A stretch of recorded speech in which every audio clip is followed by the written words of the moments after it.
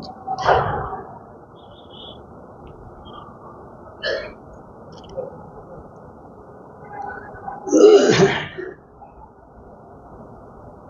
الحمد لله نحمده ونستعينه ونستغفره ونؤمن به ونتوكل عليه ونعوذ بالله من شرور أنفسنا ومن سيئات أعمالنا من يهد الله فلا مضل له ومن يضلله فلا هادي له ونشهد أن لا إله إلا الله وحده لا شريك له ونشهد أن سيدنا ومولانا محمدًا عبده ورسوله الذي بلغ الرسالة وأدى الأمانة ونصح الأمة وجاهد في الله حق جهاده وتركنا على المحجة البيضاء ليلها كنهارها لا يزيغ عنها إلا هالك صلوات الله وسلامه عليه وعلى آله وأصحابه الطيبين الطاهرين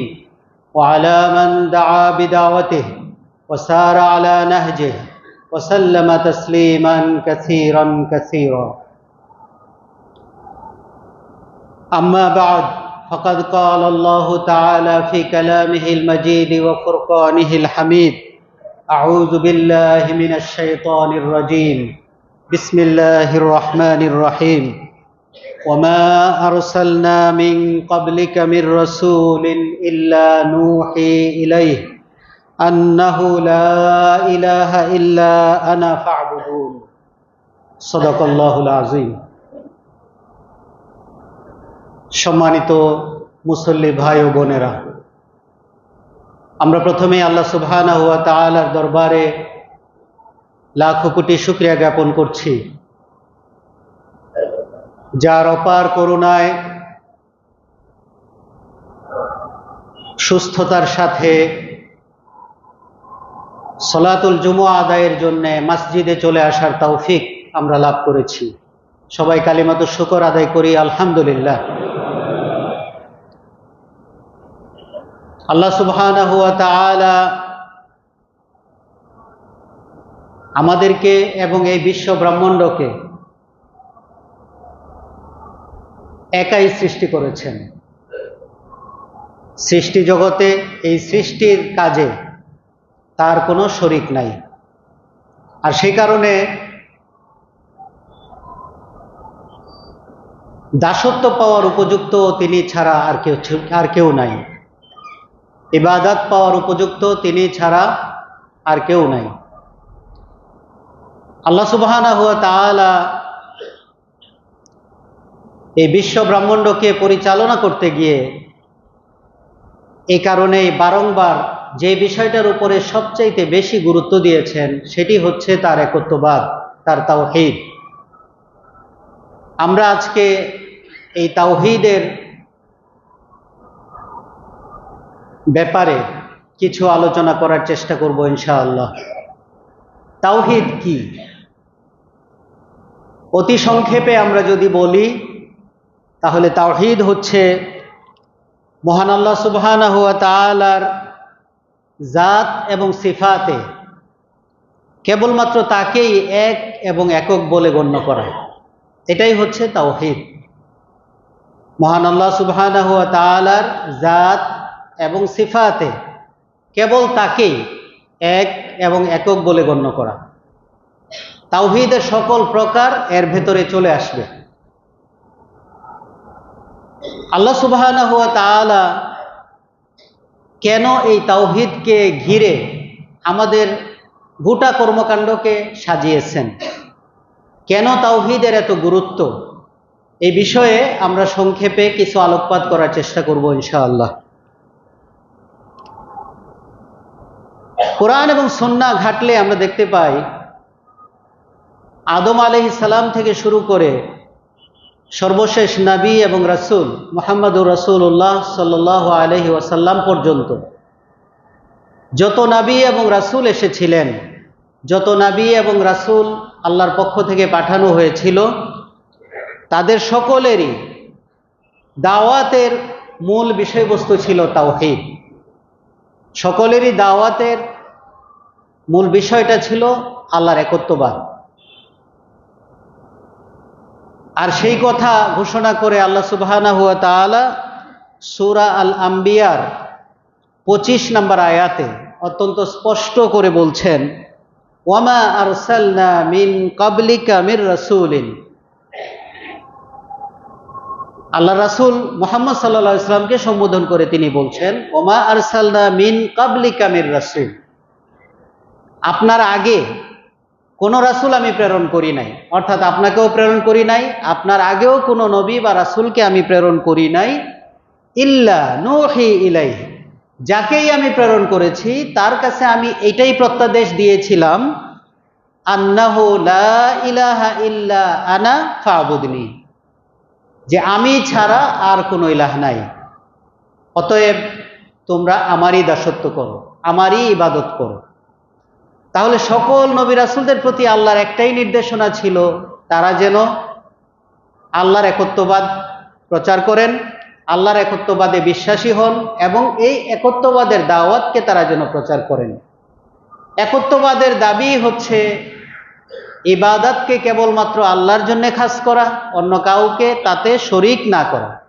সুতরাং ফাবুদনি, তাদের সকলের প্রতি আল্লাহর নির্দেশনা ছিল যেন কেবল আল্লাহরই ইবাদত করা হয়।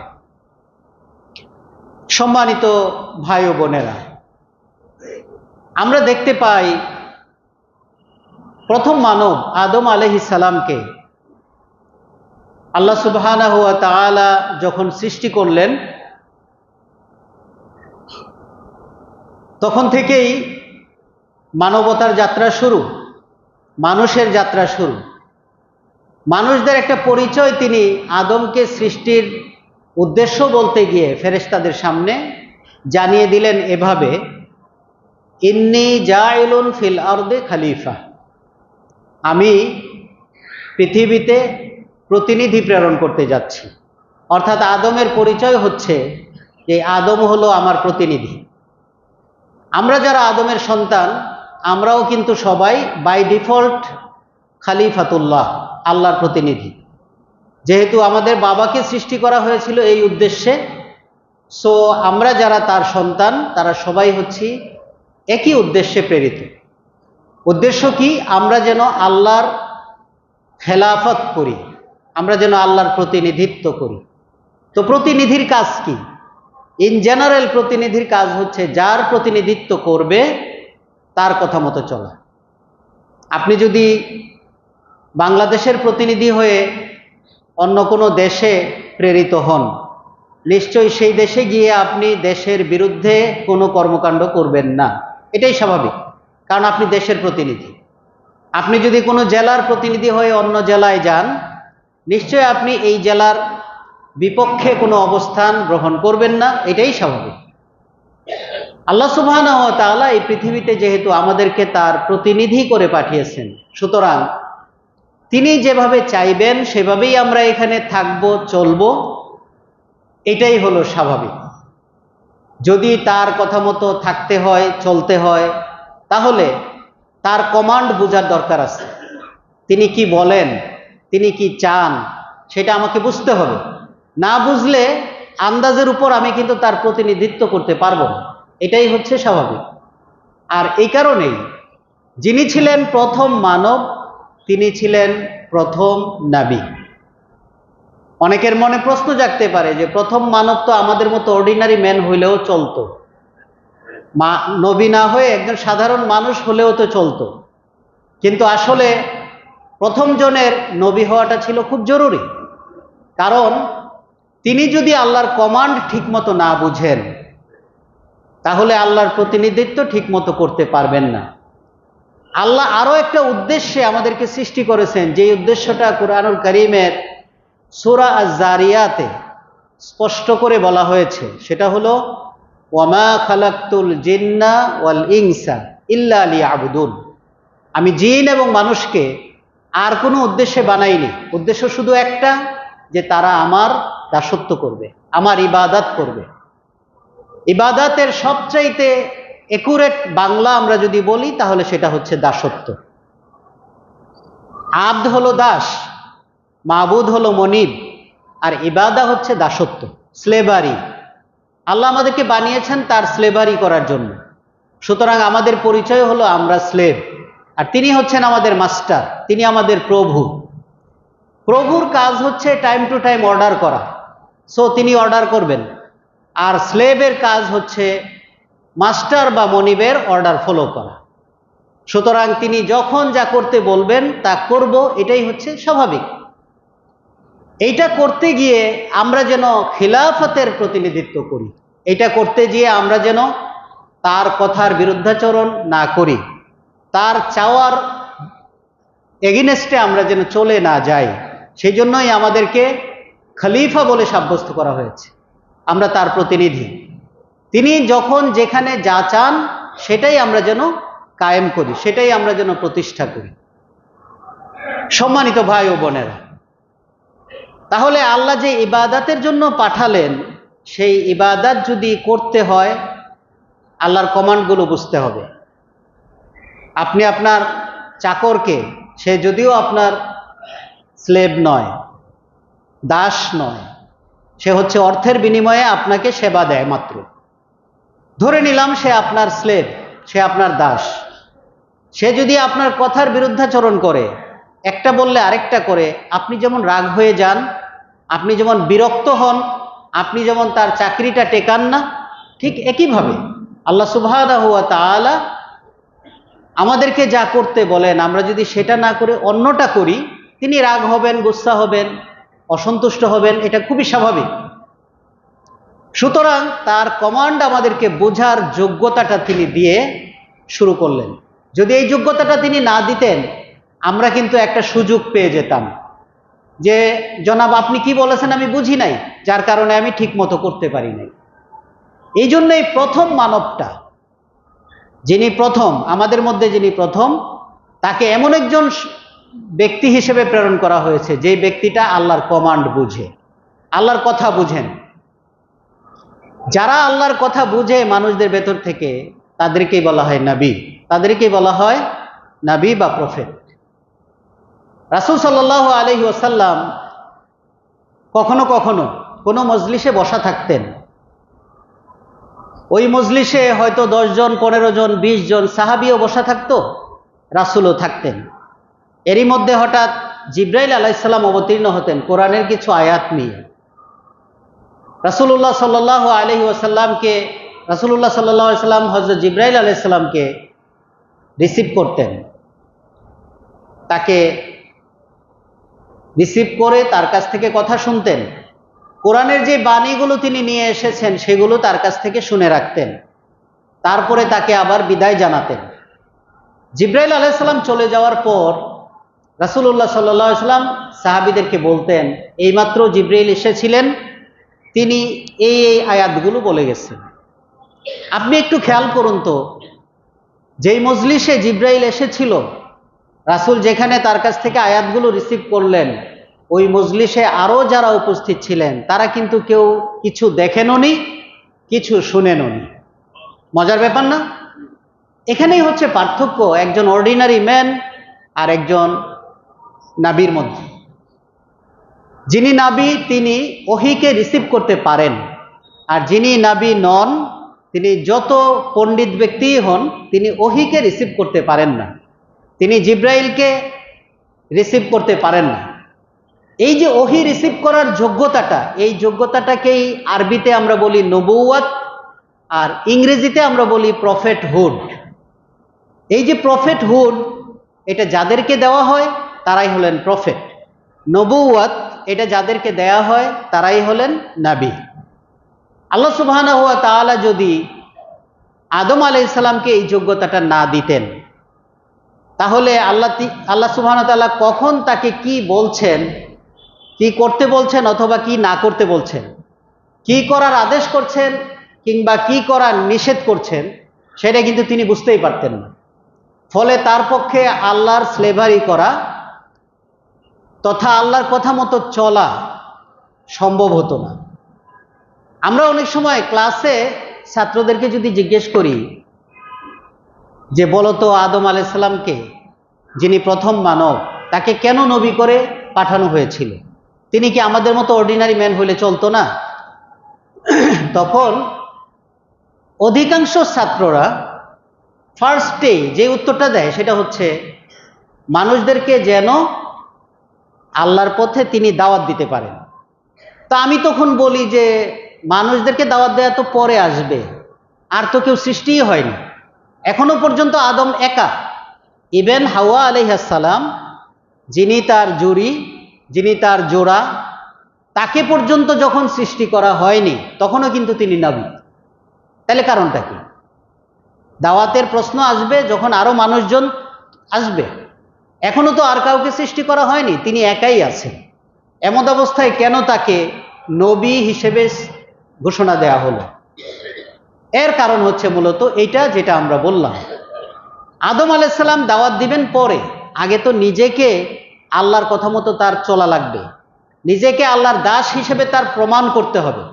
আল্লাহর একজন যোগ্য দাস হিসেবে নিজে যখন তিনি প্রমাণিত হবেন, তখন গিয়ে প্রশ্ন দাঁড়াবে যে অন্যান্যদেরকেও আল্লাহর দাস বানাও, অন্যান্যদেরকেও আল্লাহর দাসত্বের দিকে আহ্বান জানাও। সুতরাং আদম আলাইহিস সালামকে দাসত্ব করার সুবিধার জন্যই নবী হিসেবে ডিক্লার করা হলো। এবার তাকে বলা হলো এই বাগান, এখানে তুমি থাকো। তিনি থাকছেন, কিন্তু থাকতে থাকতে আল্লাহর কথা মতো চলতে চলতে তার কোনো সমস্যা নেই, কিন্তু আল্লাহ ফিল করলেন যে আদমের মধ্যে কোথায় যেন একটা কিছুর অভাব, একাকিত্ব বোধ করছেন তিনি, মনমরা হয়ে থাকছেন তিনি। সুতরাং তার একাকিত্ব দূর করার জন্য এবার সৃষ্টি করা হলো হাওয়া আলাইহিস সালামকে। এখন হাওয়া আলাইহিস সালামকে নবী বানানো লাগবে কিনা প্রশ্ন দাঁড়ায়। আদম যেমন ইবাদতের উদ্দেশ্যে তৈরি হয়েছেন, তাকে সৃষ্টি করা হয়েছে, একইভাবে হাওয়াকেও তো সৃষ্টি করা হয়েছে আল্লাহর ইবাদতেরই জন্য। তাহলে তাকে নবী বানানো লাগবে কিনা? তাকে নবী বানানো লাগবে না, বিকজ তার আগে একটা এক্সাম্পল আছে আদম আলাইহিস সালাম, যাকে দেখে দেখে, যার কাছ থেকে শুনে শুনে, যার সহযোগিতা নিয়ে নিয়ে তিনি আল্লাহ সুবহানাহু ওয়া তাআলার স্লেভারি করতে পারবেন, যেমনটি আমাদের বেলায় হয়েছে। আমরা এই যে কোটি কোটি মানুষ, কোটি কোটি মুসলিম এখন দুনিয়াতে আছি, আমরা সবাই আল্লাহর দাসত্ব করতে পারছি। এই অজুহাত দেখাবার কোনো সুযোগ নাই যে আল্লাহর কোনো কমান্ড তো শুনতে পাই না, বুঝতে পারি না, কিভাবে করব। এই অজুহাতের কোনো সুযোগ নাই, কারণ আমাদের সামনে একটা এক্সাম্পল আছে। বলতে পারেন কি সেই এক্সাম্পলটা? প্রফেট মুহাম্মদ সাল্লাল্লাহু আলাইহি ওয়াসাল্লাম। তিনি তার জীবদ্দশায়, তার জন্ম থেকে মৃত্যু পর্যন্ত গোটা জিন্দগিটাই তিনি আল্লাহর দাসত্ব করে আমাদের সামনে উপস্থাপন করে গেছেন। কিভাবে সালাত পড়তে হয় এটা কি শুধু শুধু এটা না, কিভাবে বিয়ে শাদী করতে হয় সেটাও, কিভাবে চাকরি বাকরি করতে হয় সেটাও, কিভাবে ব্যবসা বাণিজ্য করতে হয় সেটাও, কিভাবে মানুষের সাথে লেনদেন করতে হয় সেটাও, এমনকি কিভাবে যুদ্ধ বিগ্রহ করতে হয় সেটাও, এমনকি কিভাবে রাষ্ট্র পরিচালনা করতে হয় সেটাও। এমন কোনো কাজ আপনি দেখাতে পারবেন না যেটা আল্লাহ রাসূল দৃষ্টান্ত রেখে যান না। তিনি তার জীবনে এই সবগুলো কাজ করেই দেখিয়ে গেছেন যে কোনটার বেলায় কিভাবে করলে সেটা ইবাদতে পরিণত হয়। আর সেগুলো রাসূলের দেখিয়ে যাওয়া সেই পন্থাগুলো কোথায় আছে? লিখিত আকারে আছে। সুন্নাহ বিশাল ভান্ডার, সুন্নাহর বিশাল ভান্ডার, যেখানে রাসূলের প্রতিটা কর্মকাণ্ড লিখিত আকারে আছে। আমরা দেখে দেখে শিখতে পারতেছি যে কিভাবে কোনটা করতে হয়। কাজেই আমাদের প্রত্যেকের আলাদা আলাদা করে নবী হওয়ার আর দরকার নাই। আমাদের প্রত্যেকের আলাদা আলাদা করে প্রফেট হয়ে তারপরে আল্লাহর কমান্ড বুঝে সেই অনুযায়ী আল্লাহর স্লেভারি করা লাগছে না। আমরা একজন উত্তম দৃষ্টান্ত আমাদের সামনে পেয়েছি। এজন্যই তার পরিচয় কি? তিনি হচ্ছেন উসওয়াতুন হাসানা, সর্বোৎকৃষ্ট আদর্শ। যেই কাজের জন্য আমাদেরকে সৃষ্টি করা হয়েছে সেই কাজ তাকে দেখে দেখেই আমরা করব। আমাদের নিজেদের নবী হওয়া লাগবে না, বরং তাকে দেখে দেখে আল্লাহর স্লেভারি আমরা সুন্দর মতে করতে পারব। সেই জন্যই আল্লাহ সুবহানাহু ওয়া তাআলা শুধু আদম আলাইহিস সালামকে নয়, পরবর্তীকালে যখনই যেই জনপদে তিনি মনে করেছেন যে ওখানে আলাদা করে নবী দেওয়া প্রয়োজন, তা না হলে এই মানুষগুলো আমার স্লেভারি করতে পারবে না, সেখানেই তিনি নবী পাঠিয়েছেন। এবং যদি এমন কোনো জনপদ দুনিয়াতে থাকে যেখানে নবীর আহ্বান পৌঁছেনি, তাহলে আল্লাহর ওয়াদা কি? তাদেরকে তিনি শাস্তি দিবেন না, তাই না? তাহলে আল্লাহর ওয়াদা হচ্ছে এমন কোনো জনপদ যদি থেকে যায় তাহলে শাস্তি দিবেন না, তার মানে এমন কোনো জনপদ নাই। আল্লাহ সুবহানাহু ওয়া তাআলা কোরআনে পরিষ্কার করে ঘোষণাই করেছেন, ওমা কুন্না মুআজ্জিবিনা হাত্তা নাবআসা রাসূলা, ওমা কুন্না মুআজ্জিবিনা হাত্তা নাবআসা রাসূলা, আমি শাস্তি দান করব না কাউকে যতক্ষণ না রাসূল প্রেরণ করি। তা এখন কি আমাদের মধ্যে আলাদা করে রাসূল প্রেরণের দরকার আছে? দরকার নাই। আগের জনের সবকিছু পরিপাটিভাবে গোছানোভাবে আমাদের সামনে আছে, সুতরাং আর নাই। এবং আর যে পাঠানো হবে না সেটাও ডিক্লেয়ার করে ফেলা হয়েছে যে মুহাম্মদ সাল্লাল্লাহু আলাইহি সাল্লামই হবেন কিয়ামত পর্যন্ত রাসূল, সুতরাং আর কেউ আসবে না। যেহেতু আর কেউ আসবে না, কাজেই তারগুলো সংরক্ষিত থাকার প্রয়োজন আছে। আর এই জন্যই আল্লাহ সুবহানাহু ওয়া তাআলা একদিকে যেমন মুহাম্মদ সাল্লাল্লাহু আলাইহি ওয়াসাল্লামের কাছে তার পক্ষ থেকে যা যা বিধান দিয়েছিলেন সেগুলো সংরক্ষণ করেছেন, অপরদিকে মুহাম্মদ সাল্লাল্লাহু আলাইহি ওয়াসাল্লামের জীবনটাকেও তিনি সংরক্ষণ করে দিয়েছেন। অর্থাৎ যে সুন্নাহ, সেই সুন্নাহও আল্লাহ সুবহানাহু ওয়া তাআলা সংরক্ষণের ব্যবস্থা করে দিয়েছেন, যার ভিত্তিতে কিয়ামত পর্যন্ত যেসব মানুষেরা চাইবে তারা যথার্থ অর্থে সঠিকভাবে আল্লাহর স্লেভারি তথা আল্লাহর দাসত্ব করতে পারবে।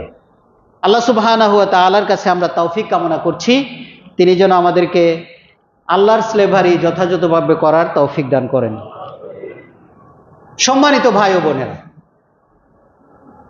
আমরা বলছিলাম যে আদম আলাইহিস সালাম থেকে শুরু করে যুগে যুগে নবী এবং রাসূল প্রেরণের মাধ্যমে আল্লাহ সুবহানাহু ওয়া তাআলা আমাদেরকে দেখিয়ে দিয়েছেন কিভাবে তার দাসত্ব করতে হয়, কিভাবে ইবাদত করতে হয়। এবং তিনি এটাও দেখিয়ে দিয়েছেন সকল নবী রাসূলদেরকেই যে তাদের কাজ হবে সর্বপ্রথম যেটা, সেটা হলো আল্লাহর একত্ববাদের দাওয়াত। যে কারণে আমরা দেখি আগেকার যত নবী রাসূল ছিলেন তারাও কিন্তু সবাই ওই আল্লাহর তাওহীদের দিকেই মানুষদেরকে ডাকতেন। মূসা আলাইহিস সালাম মানুষদেরকে কোন কথার দিকে দাওয়াত দিতেন? লা ইলাহা ইল্লাল্লাহর দিকে। তিনিও বলতেন লা ইলাহা ইল্লাল্লাহ। তারপরে কি বলতেন? মূসা কালিমুল্লাহ। নিজের পরিচয়টা তুলে ধরতেন, আল্লাহর সাথে আমার এই রিলেশন, এই রিলেশনের কারণে আমি তোমাদেরকে আল্লাহর কথা বলছি। ঈসা আলাইহিস সালাম আল্লাহর আরেকজন গুরুত্বপূর্ণ রাসূল, তিনি কোন কথার দিকে দাওয়াত দিতেন? ওই একই কথা, লা ইলাহা ইল্লাল্লাহ। এরপরে নিজের পরিচয় দিয়ে বলতেন ঈসা রূহুল্লাহ। ইব্রাহিম আলাইহিস সালাম আরেকজন জলিলুল কদর নবী, তিনি মানুষদেরকে দাওয়াত দিতেন কোন কথার দিকে, কোন কালিমার দিকে? ওই কালিমাতুত তাওহীদের দিকে। তিনিও বলতেন লা ইলাহা ইল্লাল্লাহ। এরপরে নিজের পরিচয় দিয়ে বলতেন ইব্রাহিম খলিলুল্লাহ।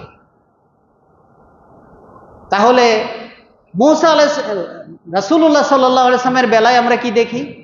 ওই একই কথা, তিনিও তাওহীদের বাণী মানুষদেরকে শোনাতেন, তিনিও দাওয়াত দিতেন লা ইলাহা ইল্লাল্লাহ। এরপরে নিজের পরিচয় দিয়ে বলতেন মুহাম্মাদুর রাসূলুল্লাহ। তাহলে সকল নবী এবং রাসূল তাদের দাওয়াতের মূল বিষয়বস্তু একটাই ছিল, সেটা হচ্ছে কালিমাতুত তাওহীদ, অর্থাৎ লা ইলাহা ইল্লাল্লাহ। আল্লাহ ছাড়া আর কোনো ইলাহ নাই, আল্লাহ ছাড়া আর কেউ উপাসনা পাওয়ার উপযুক্ত নাই, আল্লাহ ছাড়া আর কেউ মাবুদ নাই। ইলাহের প্রকৃত অর্থ হচ্ছে মা'লুহ, মানে হচ্ছে মাবুদ, যার দাসত্ব করা হয়। এখন আসি আল্লাহ রাসূল সাল্লাল্লাহু আলাইহি ওয়াসাল্লাম, যিনি হলেন নবুয়তের যে চেইন, এই চেইনের সর্বশেষ ব্যক্তি। তিনিও যে এই দাওয়াতটাই মানুষদেরকে প্রচার করতেন, আল্লাহর একত্ববাদের দাওয়াত, সেটার বাস্তব প্রমাণ যদি আমরা দেখতে চাই, রাসূলুল্লাহ সাল্লাল্লাহু আলাইহি ওয়াসাল্লামের নবুয়তের জীবনটাকে আমরা যদি দুই ভাগে ভাগ করি, বড় দুইটা ভাগ, একটা ভাগকে বলা হয় মাক্কি আর আরেকটা ভাগ হচ্ছে মাদানী। মাক্কি যুগের দাওয়াতের ধরন বৈশিষ্ট্য ছিল একরকম, আর মাদানী যুগের দাওয়াতের ধরন বৈশিষ্ট্য ছিল আরেক রকম। গোটা মাক্কি জীবনটা যেটা ছিল 13 বছর ব্যাপী, প্রায় এই 13 বছর ধরে রাসূলুল্লাহ সাল্লাল্লাহু আলাইহি ওয়াসাল্লামের দাওয়াতের মূল কথা ছিল এই তাওহীদ, কালিমাতুত তাওহীদ। সালাত ফরজ হয়েছে কবে? মাক্কি জীবনের একেবারে শেষের দিকে গিয়ে কোন কোন বর্ণনা মতে। সাওম ফরজ হয়েছে কবে? মাদানী যুগের শুরুতে। যাকাত ফরজ হয়েছে কবে? তাও মাদানী যুগে। হজ ফরজ হয়েছে কবে? মাদানী যুগের শেষের দিকে গিয়ে, রাসূলের মাদানী যুগের শেষের দিকে গিয়ে। তাহলে ইসলামের যে মৌলিক বিধানগুলো, এগুলোর সবই মাদানী যুগে নাজিল হয়েছে। মাক্কি যুগে তাহলে কি ছিল? মাক্কি যুগের ম্যাক্সিমাম জিনিস এই কেন্দ্রিক ছিল, আল্লাহর একত্ববাদ, আল্লাহর তাওহীদ, অর্থাৎ মানুষেরা যেন শিরক মুক্ত হয়। সকল নবী রাসূলরা এই চেষ্টাটাই করেছেন, মানুষদেরকে শিরক মুক্ত করে আল্লাহমুখী করতে, এক আল্লাহর দাসত্বের অধীনে নিয়ে আসতে। আর রাসূলুল্লাহ সাল্লাল্লাহু আলাইহি সাল্লামেরও মাক্কি যুগের পুরো সময়টা ছিল এই কেন্দ্রিক। তিনি মানুষকে আল্লাহর একত্ববাদের দিকেই একনিষ্ঠভাবে আহ্বান করেছেন।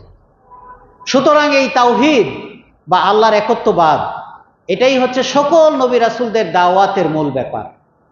এবং আমরা যারা মানুষেরা তাওহীদের প্রতি বিশ্বাসীরা, তাদেরও কিন্তু জীবনটা শুরু হয় কালিমাতুত তাওহীদ দিয়ে, আর জীবনটা শেষও হয় কালিমাতুত তাওহীদ দিয়ে। জীবনটা শুরু কিভাবে হয়? কালিমাতুত তাওহীদ দিয়ে। আমরা যখন কালিমাতুত তাওহীদ বুঝে শুনে উচ্চারণ করি, তখনই আমাদের পরিচয় হয় যে আমরা মুমিন, তাই না? কালিমাতুত তাওহীদ যখন বুঝে শুনে উচ্চারণ করি, তখনই আমাদের প্রকৃত পরিচয় হয় যে আমরা একজন মুমিন। আর যতক্ষণ পর্যন্ত এই ঘোষণাটা না দেই, অথবা ঘোষণা দিলেও বুঝি না, তখন কি আসলে প্রকৃত অর্থে আমি মুমিন? প্রকৃত অর্থে আমি কিন্তু তখন মুমিন নই। এবং আমাদের শেষ কথাটা কিভাবে? কালিমাতুত তাওহীদ।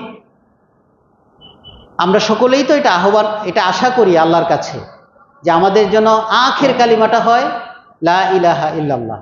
কারণ মান কালা লা ইলাহা ইল্লাল্লাহ দাখালাল জান্নাহ। এটা কোন কাউল? 25 বছর বয়সে একবার বললাম, এরপরে দুনিয়ার আকাম কুকাম সব করলাম, তাহলে কি আমি দাখালাল জান্নাহ হব না? অর্থাৎ আমার শেষ কালিমাটা যদি এই ইমানের উপরে হয়, তাওহীদের ইমানের উপরে হয়, তাহলে আমি জান্নাতে প্রবেশ করতে পারবো। আর এই জন্যই প্রত্যেকটা মুমিনেরই কামনা থাকে, বাসনা থাকে, যে তার শেষ কালিমাটা যেন হয় লা ইলাহা ইল্লাল্লাহ। এই অর্থেই আমরা বলছি যে একজন মুমিনের জীবনটা শুরুও হয় লা ইলাহা ইল্লাল্লাহ দিয়ে, এবং তার জীবনটা শেষও হয় লা ইলাহা ইল্লাল্লাহ দিয়ে। আল্লাহ না করুন কারো জীবন যদি লা ইলাহা ইল্লাল্লাহ দিয়ে শেষ না হয়, তাহলে তার চাইতে হতভাগা কেউ কি আছে? আগের জীবনটা অনেক ভালো ছিল ধরে নিলাম, কিন্তু শেষটা গিয়ে তাওহীদের উপরে হলো না, তাহলে কি সব বরবাদ না? সবই বরবাদ। আর এই কারণেই আমাদের অন্যতম একটা দোয়া থাকে, আল্লাহর কাছে অন্যতম একটা চাওয়া থাকে, অন্যতম একটা প্রার্থনা থাকে। অনেকে মোনাজাত করতে গিয়ে বলে না, ওয়াজআল আখিরা কালিমাতিনা লা ইলাহা ইল্লাল্লাহ। আল্লাহ যেন আমাদের শেষ কালিমাটা করে লা ইলাহা ইল্লাল্লাহ। একজন মুমিনের এটা হবে জীবনের চরম পাওয়া, চরম চাওয়া, যে আল্লাহ যেন শেষ কালিমাটা লা ইলাহা ইল্লাল্লাহ রাখেন। সারা জীবন ভালো কাজ করেও যদি শেষ কালিমাটা ঠিক না রাখা যায়, তাহলে আমি ব্যর্থ। আর সারা জীবন অনেক পাপাচার করার পরেও যদি আমি শেষে গিয়ে শুধরে যেতে পারি, এবং ওই কালিমার উপরে যদি আল্লাহ সুবহানাহু ওয়া তাআলা আমাকে মৃত্যু দান করেন, তাহলে বলা যায় যে আমি সফল কাম। এর অর্থ এই নয় যে সময় আসে নাই, এখন উল্টাপাল্টা করলেও সমস্যা নাই, ব্যাপার কিন্তু তা না। কারণ আপনি এই মসজিদ থেকে বের হয়ে যাবেন কি যাবেন না, এই গ্যারান্টি তো আপনার কাছে নাই। আমরা কেউই এই গ্যারান্টি দিতে পারবো না যে আরো 2-4 বছর পরে শেষ কালিমাটা আল্লাহর কাছ থেকে চেয়ে নিব, তাইলেই হয়ে যাবে। ব্যাপার কিন্তু সেরকম নয়। সুতরাং শেষ প্রতিটা মুহূর্তই আমাদের শেষ। আমাদের জীবনের প্রতিটা মুহূর্তই হলো আমাদের জীবনের শেষ মুহূর্ত। এজন্যই যখন যে অবস্থায় আছি, যে বয়সে আছি, এই বয়স থেকেই আমাকে কালিমাতুত তাওহীদের উপরে অটল অবিচল হওয়ার ব্যাপারে সিদ্ধান্ত গ্রহণ করতে হবে। আল্লাহ সুবহানাহু ওয়া তাআলা আমাদের সবাইকে তৌফিক দান করুন। রাসূলুল্লাহ সাল্লাল্লাহু আলাইহি ওয়াসাল্লাম, ওই যে বলছিলাম, মাক্কি জীবনের পুরোটা তিনি তাওহীদের উপরেই মেহনত করেছেন। তাওহীদকে কিভাবে প্রতিষ্ঠা করা যায়, অনুসারীদেরকে কিভাবে প্রকৃত তাওহীদ পন্থী বানানো যায়, এই জন্যই ছিল তার মেহনত। তিনি ছোট ছোট সাহাবীদেরকে পর্যন্ত এই তাওহীদের দীক্ষা দিতেন, তাওহীদের শিক্ষা দিতেন।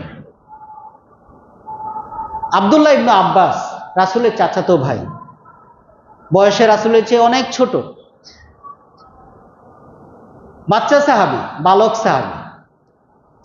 তিনি তাকে শিখাচ্ছেন, ইজা সাআলতা ফাসআলিল্লাহ, যখন কোনো কিছু চাইবা আল্লাহর কাছে চাও। ওয়াইজা ইসতাআনতা ফাসতাইন বিল্লাহ, যখন কোনো সহযোগিতার প্রয়োজন হবে, সাহায্যের দরকার হবে, তাহলে আল্লাহর কাছে সাহায্য চাও। এটা কি তাওহীদের সাথে যায় নাকি যায় না? তাওহীদের সাথে যায়। এটাই হচ্ছে তাওহীদের দাবি। কারণ সকল কিছু দেওয়ার ক্ষমতা রাখেন কেবল আল্লাহ। সকল কিছু চাইতে হবে তারই কাছে।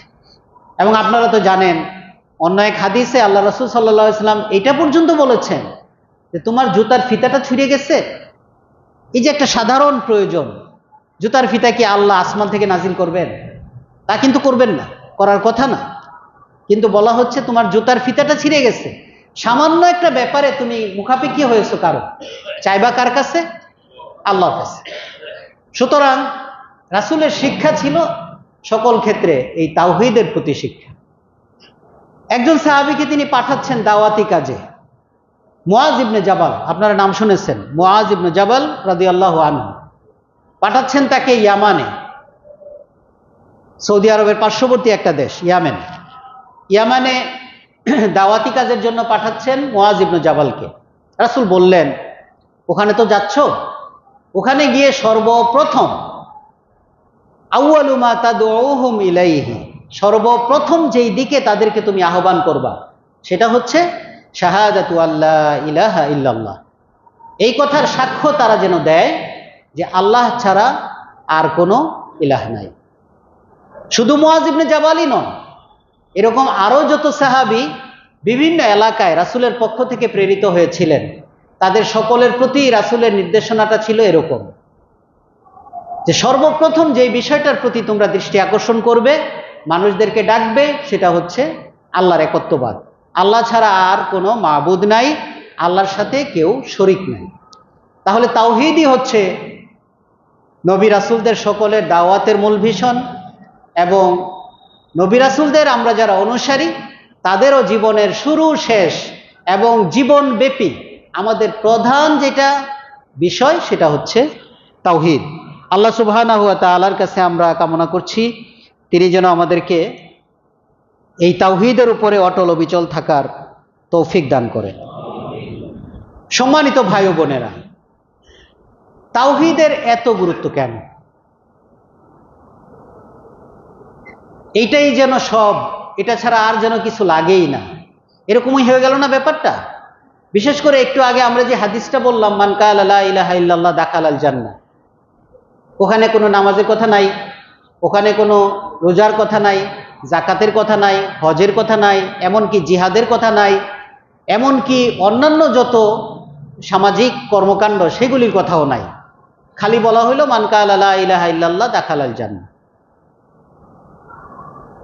তাহলে বোঝা গেল তাওহীদ যদি কারো নির্ভেজাল হয়, নিরঙ্কুশ হয়, তাহলে আর কিছু লাগে না। এখন এই তাওহীদকে নিরঙ্কুশ নির্ভেজাল রাখার জন্যে আমাদের যাবতীয় চেষ্টা প্রচেষ্টা হওয়া চাই। আর সেই জন্যই আল্লাহ সুবহানাহু ওয়া তাআলা এটাকে এত করে গুরুত্ব প্রদান করেছেন। আমরা যেহেতু বিশ্বাস করি যে আল্লাহ সুবহানাহু ওয়া তাআলাই হচ্ছেন আমাদের একমাত্র স্রষ্টা এবং একমাত্র বিধাতা, যেটা তিনি পরিষ্কার করে কোরআনে বলছেন, আলা লাহুল খালকু ওয়াল আমরু, খবরদার সৃষ্টি তার, সুতরাং আদেশকর্তা তিনি। এই যে আমাদের পলিটিক্যাল সায়েন্সে একটা কথা আছে, সভরেন্টি, সার্বভৌমত্ব আছে না? আমরা বলি যে সার্বভৌমত্ব হচ্ছে মানুষের। এ ব্যাপারে ইসলামের দৃষ্টিভঙ্গিটা কি? আল্লাহই হচ্ছেন সার্বভৌম, আল্লাহই হচ্ছেন সার্বভৌম ক্ষমতার মালিক। এই সার্বভৌমত্বের মূল যে থিওরিটা, সেটা হচ্ছে আসলে আলা লাহুল খালকু ওয়াল আমরু, সৃষ্টি যার, আদেশ চলবে তার, বিধাতা হলেন তিনি, আইন এবং বিধান দেওয়ার দায়িত্ব তার। তো আমরা কার সৃষ্টি? আল্লাহ। সুতরাং আমরা কি পথে চললে আমাদের সুখ হবে, শান্তি হবে, কল্যাণ হবে, অকল্যাণ হবে, এইটা তার চাইতে ভালো আর কেউ বলে দেওয়ার ক্ষমতা রাখেন না। আমরা ছোটবেলায় আমাদের দাদা দাদি নানা নানির কাছে শুনেছি, ওনারা যখন ছোট ছিলেন তখন নাকি সব রোগের চিকিৎসা একই ডাক্তারে করত। আপনারাও মুরব্বীরা অনেকে এটার সাক্ষী। এক সময় ছিল সকল রোগের চিকিৎসা একই ডাক্তারে করত, অর্থাৎ এখনকার মতো এত স্পেশালাইজড তখন ছিল না। এখন তো প্রত্যেকটা অঙ্গ প্রত্যঙ্গের আলাদা আলাদা স্পেশালিস্ট হয়েছে, তাই না? কোনো ভিআইপি পেশেন্ট যদি কোনো হাসপাতালে যান, তখন দেখা যায় যে বিভিন্ন স্পেশালিস্ট ডাক্তারদের সমন্বয়ে একটা মেডিকেল বোর্ড করা হয়। তারপরে ডাক্তাররা পরীক্ষা নিরীক্ষা করে কখনো বা বলছেন যে এই রোগীর আর কোনো সম্ভাবনা নাই, সর্বোচ্চ 10 দিন বাঁচবে, অযথা হাসপাতালে রেখে লাভ নাই, বাসায় নিয়ে যান, যা যা খাইতে চায় খাওয়াই দেন। এরপরে দেখা যায় যে 10 মাস ধরে ওই পেশেন্ট বেঁচে আছে। হয় না এরকম ঘটনা? আবার এর উল্টাটাও হয়। মেডিকেল বোর্ড পরীক্ষা নিরীক্ষা করে বলতেছে আর কোনো আশঙ্কা নাই, সম্পূর্ণ নিরাপদ, রোগীকে এখন বাসায় নিয়ে যেতে পারেন। কিন্তু দেখা যায় নিতে না নিতেই ফেল করে, হয় না?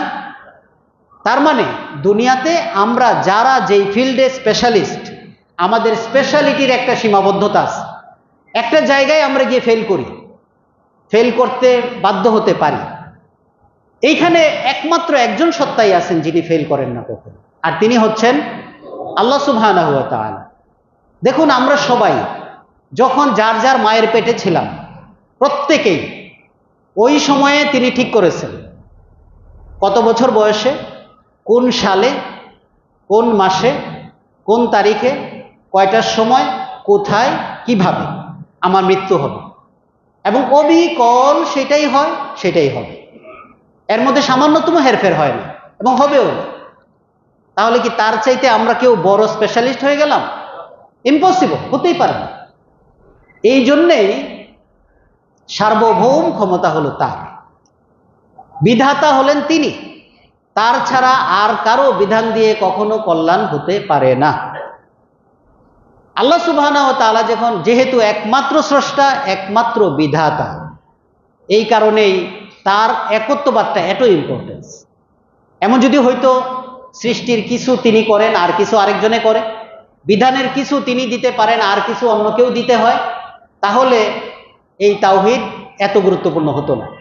তাওহীদের এত গুরুত্বপূর্ণ হওয়ার পেছনে মূল রহস্য এটাই, তিনি একমাত্র বিধাতা, তিনি একমাত্র স্রষ্টা।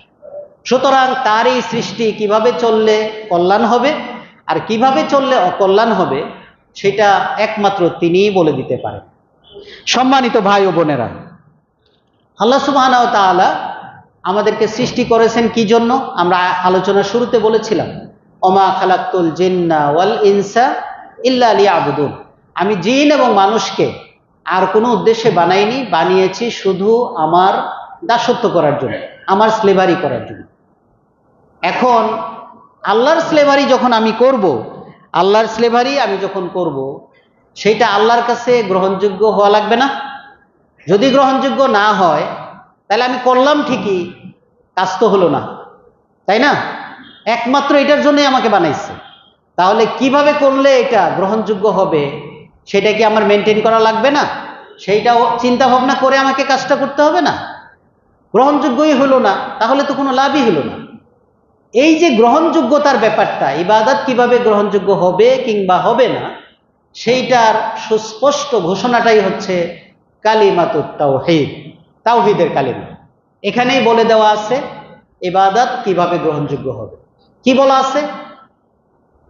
বলা হয়েছে লা ইলাহা ইল্লাল্লাহ, দেয়ার ইজ নো ইলাহ এক্সেপ্ট আল্লাহ, আল্লাহ ছাড়া আর কোনো ইলাহ নাই। তার মানে কি, আমি যদি এই বিশ্বাস করে থাকি, তাহলে আমি কি আল্লাহ ছাড়া আর কারো সন্তুষ্টির জন্য ইবাদত করতে পারবো? যদি করি তাহলে সেটা কি গ্রহণযোগ্য হবে? হবে না। এই জন্যই ইসলামিক স্কলাররা ইবাদত গ্রহণযোগ্য হওয়ার জন্য দুইটা শর্তের কথা বলেন। যে কোনো ইবাদত আল্লাহর কাছে গ্রহণযোগ্য হওয়ার জন্য দুইটা শর্তের কথা বলেন। আমি এটা ইসলামিক স্কলারদের দিকে এই জন্যে নিলাম যে কোরআন হাদিসের কোথাও সরাসরি আপনি এটা পাবেন না যে কোনো ইবাদত গ্রহণযোগ্য হইতে হইলে দুইটা জিনিস লাগবে, এভাবে কোথাও বলা নাই। কোরআন হাদিসকে গবেষণা করে এটা আমরা বের করি যে দুইটা শর্ত না হলে কোনো ইবাদত আল্লাহর কাছে গ্রহণযোগ্য হবে না। যার প্রথমটা হচ্ছে আল ইখলাস, ইবাদতটা হতে হবে কেবলমাত্র আল্লাহর জন্য।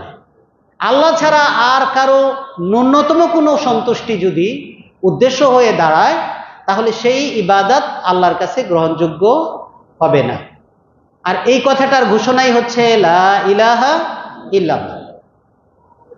দ্বিতীয় কথা হচ্ছে আল্লাহর জন্যই করলাম, আল্লাহ ছাড়া আর কারো সন্তুষ্টি আমার উদ্দেশ্য নয়, কিন্তু আমি করলাম আমার ইচ্ছা মতো, যেভাবে মন চাইছে সেভাবে করেছি, তাইলে কি হবে? তাইলেও হবে না। আর সেই জন্যই কালিমাতুত তাওহীদের সাথে আল্লাহ সুবহানাহু ওয়া তাআলা আরেকটা ছোট্ট কালিমাকে জড়িয়ে দিয়েছেন, যেটার নাম হচ্ছে মুহাম্মাদুর রাসূলুল্লাহ। তো মুহাম্মাদুর রাসূলুল্লাহ এই স্বীকৃতিটা দিলে কি লাভ? এই স্বীকৃতিটায় প্রমাণ করে যে আমি যত ইবাদত আল্লাহর জন্য করব, এগুলো আমার খেয়াল খুশি মতো করব না। আমি করব কিভাবে? মুহাম্মদ সাল্লাল্লাহু আলাইহি ওয়াসাল্লাম যেভাবে যেভাবে আমাকে করে দেখিয়ে গেছেন সেভাবে, এর বাইরে যাব না। আর এটাকে আমরা আরবিতে বলি আল মুতাবাআহ, অর্থাৎ ইবাদত করার সময় আমরা পন্থাটা নিব মুহাম্মদ সাল্লাল্লাহু আলাইহি ওয়াসাল্লামের কাছ থেকে। তিনি ঠিক যেভাবে যেভাবে করেছিলেন আমি ঠিক সেভাবে সেভাবে করব। এই দুইটা শর্ত যখন একসাথে পাওয়া যাবে, তখন সেই ইবাদত ছোট হোক বড় হোক আল্লাহর কাছে সেটা গ্রহণযোগ্য হবে। আল্লাহ সুবহানাহু ওয়া তাআলা আমাদেরকে যেন সেইভাবে আল্লাহর ইবাদত করার তৌফিক দান করেন। ধরুন আমরা কেউ নামাজে দাঁড়ালাম, নামাজে দাঁড়িয়ে নামাজটা যখন শুরু করেছি তখন আমার আশেপাশে কেউ ছিল না, তখন নামাজের ধরন ছিল একরকম। যেই না আমি খেয়াল করলাম যে আমার নামাজের মাঝখানে আমার পাশে এসে কেউ একজন বসেছেন, একদম পাশে কেউ আসলে তো বোঝা যায়, টের পাওয়া যায়, তাই না? যিনি বসেছেন তিনি খুব ইম্পর্টেন্ট পারসন আমার কাছে, হয় আমার অফিসের বস, অথবা আমার কলিগ, অথবা আমার এলাকার মুরব্বী, কিংবা আমার নিজের বাবা চাচা কেউ। যেই না টের পাইলাম যে উনি আমার পাশে, তখন আমার নামাজের অবস্থা একটু চেঞ্জ হয়ে গেল। হইতে পারে কিনা? এতক্ষণ ছিল একরকম, যেই না আমি টের পাইছি যে কেউ একজন খেয়াল করতেছে, তখন আমার নামাজের ধরন একটু পাল্টাই গেছে। তাহলে এটা কি বোঝায়? একটুখানি শিরিক হইতেছে নাকি? একটুখানি শিরিক হইতেছে। অর্থাৎ আল্লাহর সন্তুষ্টির পাশাপাশি ওই যে মানুষটা, তার সন্তুষ্টিটাও যোগ হয়ে গেল। আল্লাহর সন্তুষ্টির সাথে ওই মানুষটার সন্তুষ্টিটাও একটু টার্গেটে পরিণত হয়ে গেল। এইটাকে বলা হয়েছে আশিরকুল খাফি, খুব গোপন একটা শিরক, চোখে দেখা যায় না, বা আমি প্রকাশ্যে বলিও নাই যে মিস্টার অমুকে যেন আমার প্রতি সন্তুষ্ট থাকে। আল্লাহ সুবহানাহু ওয়া তাআলা যেন আমাদেরকে মাফ করেন। এগুলোও কিন্তু মারাত্মক জিনিস। এটা তাওহীদের পরিপন্থী, এটা ইখলাসের পরিপন্থী। আমি নামাজ পড়তেছি ভাবলাম যে আজকে শরীরটা ভালো, মনটা ভালো, সামনে কোনো টেনশন নাই, সামনে কোনো কাজ নাই, ব্যস্ততা নাই, তো আজকে 2টা সেজদার জায়গায় 3টা সেজদা দিয়ে ফেলি এক রাকাতে। কম তো আর করি নাই, বেশিই করেছি একটু। হবে কি? কেন হবে না? বিকজ ওই যে মুতাবার সমস্যা হয়ে গেছে। যাকে ফলো করার কথা তিনি যেভাবে করে দেখিয়েছেন সেভাবে করি নাই, ওখানে একটু যোগ করে ফেলছি অথবা বিয়োগ করে ফেলছি, তাহলে হবে না। সুতরাং একদিকে ইখলাস থাকতে হবে আর অপর দিকে মুতাবাআত থাকতে হবে। এই দুটো যদি সমন্বয় হয় কোনো ইবাদতের মধ্যে, তাহলে সেই ইবাদত 100% আল্লাহ সুবহানাহু ওয়া তাআলার কাছে গ্রহণযোগ্য হবে। কালিমাতুত তাওহীদের মাধ্যমে আমরা এই দীক্ষাটাই পাই, আর সেজন্যই কালিমাতুত তাওহীদ এত বেশি গুরুত্বপূর্ণ। আল্লাহ সুবহানাহু ওয়া তাআলা আমাদের সবাইকে তাওহীদের রহস্য অনুধাবন করে তাওহীদকে নিজেদের বাস্তব জীবনে প্রতিষ্ঠিত করার তৌফিক দান করুন। হাযা ওয়া সাল্লাল্লাহু ওয়া সাল্লাম আলা নাবিয়্যিনা মুহাম্মদ ওয়া আলা আলিহি ওয়া আসহাবিহি আজমাইন।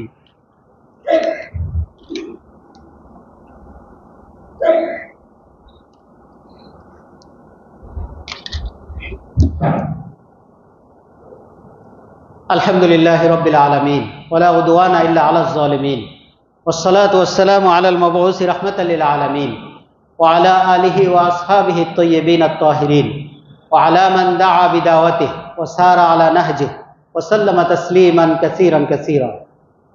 আম্মা বা'দ,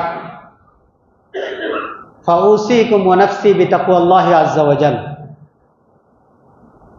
فإنه وصية الله تعالى في الأولين والآخرين. ثم أقول إن الله سبحانه وتعالى أمركم بأمر بدأ بنفسه وثنى بالملائكة المسبحة لقدسه وثلث بكم أيها المؤمنون من برية إنسه وجنه، فقال مخبرا وآمرا إن الله وملائكته يصلون على النبي يا أيها الذين آمنوا صلوا عليه وسلموا تسليما. اللهم صل على محمد وعلى آل محمد كما صليت على إبراهيم وعلى آل إبراهيم إنك حميد مجيد. اللهم بارك على محمد وعلى آل محمد كما باركت على إبراهيم وعلى آل إبراهيم إنك حميد مجيد. وارض اللهم عن الخلفاء الأربعة أبي بكر وعمر وعثمان وعلي وعن سائر الصحابة والتابعين رضوان الله تعالى عليهم أجمعين، وعنا معهم بعفوك وكرمك يا أكرم الأكرمين ويا أرحم الراحمين. اللهم أعز الإسلام والمسلمين، اللهم أعز الإسلام والمسلمين، اللهم أعز الإسلام والمسلمين واخذل الكفرة والمبتدعة والمشركين. اللهم انصر إخواننا المجاهدين في سبيلك في كل مكان. اللهم انصر إخواننا في فلسطين، اللهم انصر إخواننا في غزة، اللهم انصر إخواننا في فلسطين، اللهم انصرهم نصر عزيز مقتدر. اللهم عليك باليهود الغاصبة، اللهم عليك باليهود الغاصبة، اللهم شتت شملهم ومزق جمعهم وفرق كلمتهم، اللهم خرب بيوتهم يا رب العالمين. اللهم إنا نجعلك في نحورهم ونعوذ بك من شرورهم. اللهم إنا نجعلك في نحورهم ونعوذ بك من شرورهم. اللهم أعنا على ذكرك وشكرك وحسن عبادتك. اللهم إنا نسألك الهدى والتقى والعفاف والغنى. اللهم أحسن عاقبتنا في الأمور كلها وأجرنا من خزي الدنيا وعذاب الآخرة. اللهم اجعل لنا وللمسلمين من كل هم فرجا ومن كل ضيق مخرجا ومن كل بلاء عافية. ربنا ظلمنا أنفسنا وإن لم تغفر لنا وترحمنا لنكونن من الخاسرين. ربنا آتنا في الدنيا حسنة وفي الآخرة حسنة وقنا عذاب النار. عباد الله رحمكم الله، إن الله يأمر بالعدل والإحسان وإيتاء ذي القربى وينهى عن الفحشاء والمنكر والبغي يعظكم لعلكم تذكرون. ولذكر الله أكبر والله أعلم ما تصنعون.